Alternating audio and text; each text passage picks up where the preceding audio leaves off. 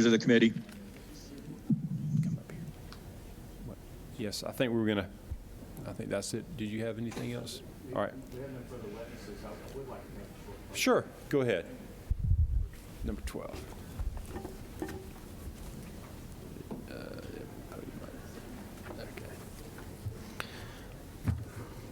Mr. Chairman, Mr. Vice Chairman, members of the committee, thank you so much for your patience today and having us today and all our witnesses. As I said in the beginning, this hearing is just the tip of the iceberg. Literally, as soon as I get back to my office, I'm signing the pleadings to file a suit in Superior Court where we will be pleading and proving the allegations that we've made here today. Of the irregularities and the abject failure of the Secretary of State and the counties to properly conduct the election. And we believe it's impossible to certify the election results. Today, you've heard and you've seen a video of the what happened with the Fulton County election officials in violation of OCGA Section 21-2-483B, which says all proceedings of election officials are to be open to the public. And you saw them order our folks out of the room. You saw them order the media out of the room, and then they continued to order and continued to operate after they ordered everybody out of the room. You also saw them take ballots out from under the table and pull them out. That is a clear violation of Georgia law. You heard our witnesses today testify.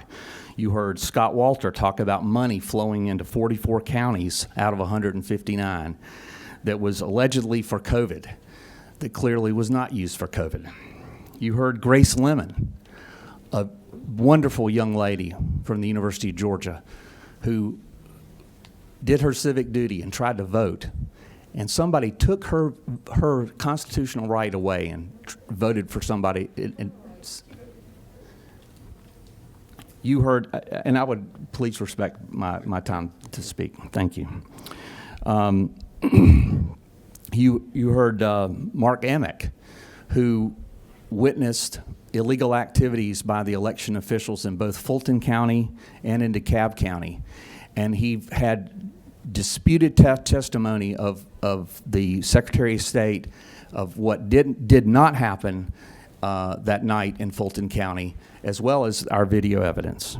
You heard Susie Voiles, a 20-year veteran who's been a poll watcher.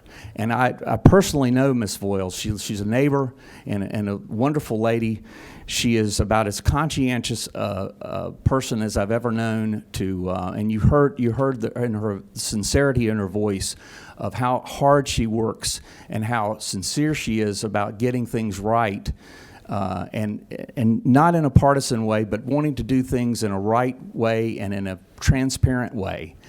And she saw these pristine ballots that had no folds, that were all for Vice President Biden. You heard Dana Smith talk about, with passion, even though it was a county that was carried by President Trump by a large margin. She talked about irregularities. You heard from Bridget Thorne, who worked as a subcontractor for the Dominion, about how they just let these test ballots just lie around with no security. Who knows what they did with those ballots? And those were the ones that they were in the State Farm Arena. They were in the State Farm Arena, the same place where they were counting ballots, and they were just lying around. Those could have been the ones that were in those suitcases.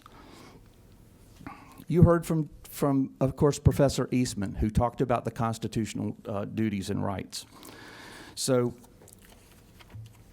as I said, in conclusion, the actual result of legal ballots cast on November 3rd in compliance with the Georgia Election Code cannot be known ever.